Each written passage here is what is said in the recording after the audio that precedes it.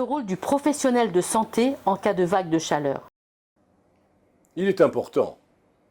Avant la vague de chaleur, il faut identifier les personnes âgées les plus vulnérables, bien évidemment. Quels sont les principaux facteurs de risque à prendre en compte? D'abord, les facteurs de risque individuels. Le grand âge, bien évidemment. La dépendance ou l'invalidité. L'isolement social. La précarité. La désocialisation. Mais aussi les méconnaissances des mesures de prévention, type tenue vestimentaire inadaptée ou consommation d'alcool.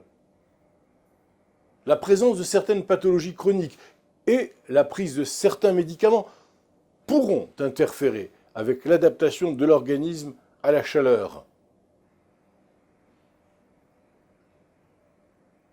Il faut noter aussi que des antécédents de troubles liés à la chaleur sont des facteurs de risque. Les troubles de la mémoire, troubles mentaux, troubles du comportement, difficultés de compréhension et d'orientation. Maintenant, quels sont les facteurs environnementaux? Eh bien, l'habitat. D'abord, l'habitat qui est difficile à rafraîchir.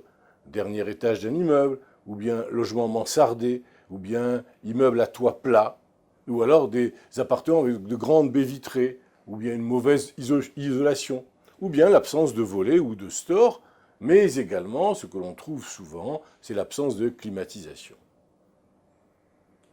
L'environnement urbanisé, c'est-à-dire des environnements où il n'y a pas d'asphalte, où il y a de l'asphalte, il n'y a pas d'ombre, il n'y a pas de lieu rafraîchi où l'on peut se poser pendant la journée.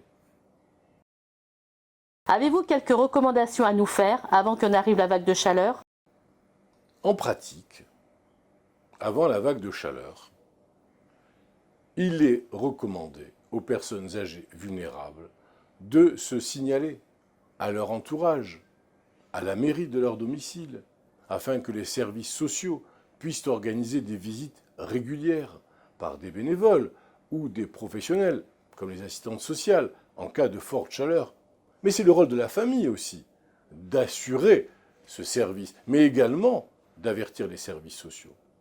Indiquer sur un document mis en évidence, près du téléphone, les coordonnées des personnes référentes, la famille, le médecin traitant, l'auxiliaire de vie, les services de soins, etc., etc.